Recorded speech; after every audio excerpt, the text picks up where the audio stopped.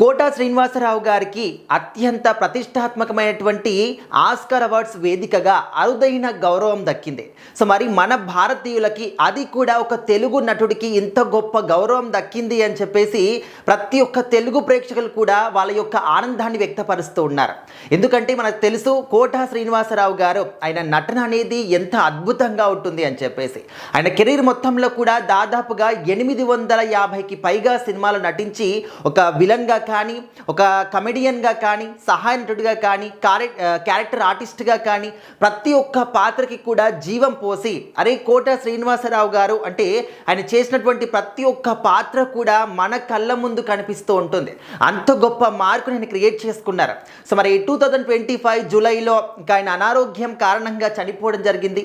అయినప్పటికీ కూడా ఆయన అంటే భౌతికంగా మన దగ్గర లేకపోయినప్పటికీ ఆయన చేసినటువంటి సినిమాల ద్వారా సినిమా రంగం ఎన్ని రోజుల పాటు అయితే ఉంటుందో అన్ని రోజుల పాటు కూడా కోట శ్రీనివాసరావు గారు బ్రతికే ఉంటారు సినిమాల రూపంలో అని చెప్పేసి ఇప్పటికీ కూడా ప్రేక్షకులు నమ్ముతూనే ఉంటారు.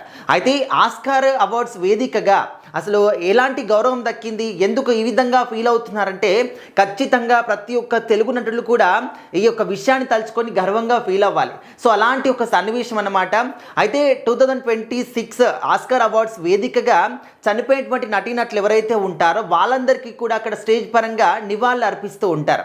సో మరి చాలామంది ఏమనుకుంటారు, హాలీవుడ్ రేంజ్లో కాబట్టి అక్కడి వాళ్ళకే వాళ్ళు ప్రిఫరెన్స్ ఇచ్చుకుంటారు, ఇంకా మరి కొంచెం అదనుకుంటే బాలీవుడ్ వాళ్ళని తీసుకుంటారులే, ఇంకా మరి టాలీవుడ్ వాళ్ళని ఎందుకు కన్సిడర్ చేస్తారు అని చెప్పేసి కూడా అనుకుంటారు. కానీ ఆ విధంగా కాకుండా గొప్ప గొప్ప నటులు ఎవరైతే ఉంటారో వాళ్ళందరికీ అరుదైన గౌరవం ఖచ్చితంగా దక్కుతుంది. సో ఆ విషయంలో మాత్రం ఏమాత్రం కూడా మనము ఆలోచించాల్సినటువంటి అవసరం లేదు. కోట శ్రీనివాసరావు గారితో పాటు హాలీవుడ్ రేంజ్లో ఉన్నటువంటి నటీనటులు కావచ్చు, బాలీవుడ్లో కావచ్చు, అండ్ అన్ని రంగాల్లో ఉన్నటువంటి ఒక నటీనటులు ఎవరైతే ఉన్నారో వాళ్ళందరూ ఎవరైతే చనిపోయిన వాళ్ళు ఉన్నారో వాళ్ళందరికీ కూడా ఘనంగా నివాళులు అర్పించారనమాట. సో అందులో ఒకరు మన కోట శ్రీనివాసరావు గారు కూడా ఆయన ఫోటో కూడా అక్కడ డిస్ప్లే చేసి అందరికి కూడా అక్కడ స్టేజ్ పైన ఉన్నటువంటి వాళ్ళు కావచ్చు అండ్ స్టేజ్ కింద ఉన్నటువంటి వాళ్ళు కావచ్చు అందరూ కూడా స్టాండింగ్ ఓవేషన్ ఇచ్చేసి ఘనంగా నివాళులు అర్పించారనమాట. సో ఈ యొక్క సన్నివేశం అనేది చూడడానికి ప్రతి ఒక్క తెలుగు ప్రేక్షకులు కూడా చాలా గర్వంగా ఫీల్ అవుతూ ఉన్నారు, చాలా హ్యాపీగా ఫీల్ అవుతున్నారు.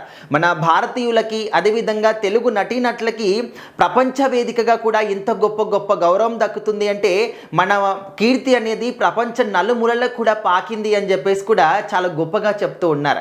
ఎందుకంటే ఆస్కార్ అవార్డ్స్ అనేవి ఇంకా ప్రపంచం మొత్తం మీద కూడా అత్యంత ప్రతిష్టాత్మకమైనటువంటి అవార్డ్స్ అని చెప్పేసి మనకు తెలుసు.